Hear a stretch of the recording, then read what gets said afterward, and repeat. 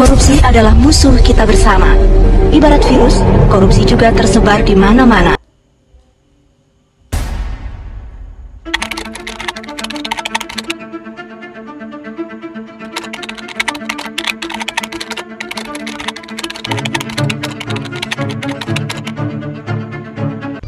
Komisi Pemberantasan Korupsi menahan dua petinggi perusahaan BUMN PT PGR. Bupati Kepulauan Meranti Muhammad Amin ditetapkan KPK sebagai tersangka. Mega kembali menahan dua tersangka kasus dugaan korupsi penyaluran bantuan sosial atau bansos beras untuk penerima manfaat dan program keluarga harapan kementerian sosial.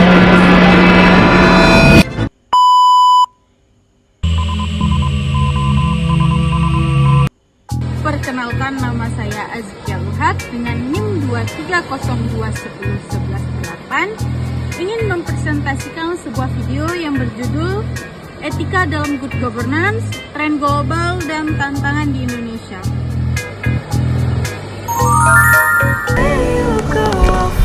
Etika dalam Good Governance, Tren Global dan Tantangan di Indonesia. Pernahkah kalian berpikir kenapa etika itu sangat penting dalam sebuah pemerintahan?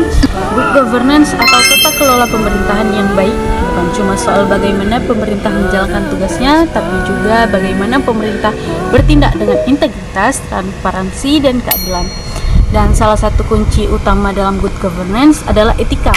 Karena tanpa etika, bagaimana kita bisa percaya pada pemerintah yang mengatur kita? In every province of Indonesia, people want basic services. They want justice. They want clean water. Some of our people have to walk 5 kilometers, 10 kilometers to get water every day. You know, in the dry season, this is a matter of life and death for many of them. So, with good governance, I think most of our problems will be solved. I think what all people in the world want: life, liberty, and the pursuit of happiness. Di Indonesia, tantangan dalam menerapkan etika dalam pemerintahan itu masih besar. Salah satunya adalah pengelolaan anggaran yang sering menjadi sorotan, misalnya proyek-proyek besar yang tidak diduga transparan atau bahkan disalahgunakan. Contoh kasus ada seperti di Aceh, yaitu kasus korupsi pengadaan tempat cuci tangan wastafel di Aceh yang melibatkan anggaran lebih dari 43,7 miliar yang berasal dari APBA Recovering COVID-19 tahun 2020. Menjadi contoh nyata penyalahgunaan dana publik dalam proyek pemerintahan. 3 orang tersangka yakni mantan Kepala Dinas Pendidikan Aceh, pejabat pelaksanaan teknis, dan pejabat pengadaan. Hasil penyelidikan tim dari Ditreskrimsus Polda Aceh, proyek pengadaan wastafel di SMA dan SMK seluruh kabupaten kota di Aceh yang menggunakan pagu 45 miliar lebih ini, pelaksana pekerjaan ditunjuk langsung oleh kuasa pengguna anggaran tidak melalui proses tender terbuka. 45 miliar lebih dana refocusing COVID-19 pada Dinas Pendidikan Aceh ini ditemukan modusnya dipecah-pecah dengan angka nominal yang kecil menjadi 390 kontrak paket pengadaan wastafel yang diduga fiktif dan tidak sesuai dengan spek. Untuk mengungkap dugaan kasus korupsi pada Dinas Pendidikan Aceh, penyidik dari Ditreskrimsus Polda Aceh telah melakukan pemeriksaan terhadap 10 saksi dari Dinas Pendidikan, pemilik perusahaan 213 orang, yang meminjamkan perusahaan 23 orang, konsultan pengawas 37 orang, konsultan perencana 6 orang, serta sejumlah saksi ahli dari Universitas Politeknik Lux Maweng.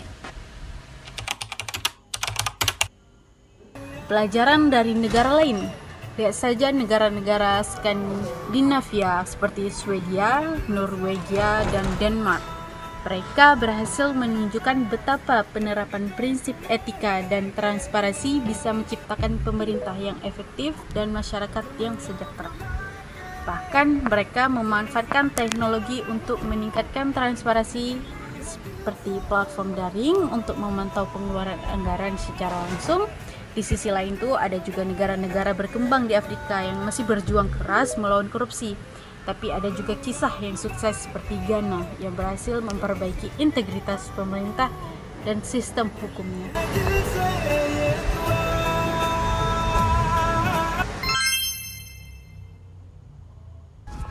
Kesimpulannya, etika dalam good governance bukan cuma soal tren, tapi sudah menjadi kebutuhan untuk pemerintah yang ingin mendapatkan kepercayaan rakyat. bisa menciptakan pemerintah yang lebih transparan dan bertanggung jawab. Kita bisa belajar dari negara-negara yang sudah berhasil seperti negara-negara di Skandinavia dan mengambil langkah-langkah nyata untuk melawan korupsi, meningkatkan transparansi dan melibatkan masyarakat. Saya sudah katakan, kita harus berani menghadapi dan memberantas korupsi dengan perbaikan sistem, dengan penegakan hukum yang tegas, dengan digitalisasi. Insya Allah kita akan kurangi korupsi secara signifikan.